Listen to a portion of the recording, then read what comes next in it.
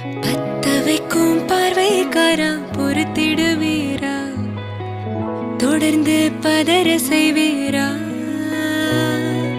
சிக்க வைக்கும் செய்கையெல்லாம் நிறுத்திடுவீரா, மனசு இயங்கல சீரா. தாசா கிட்ட நெருங்கு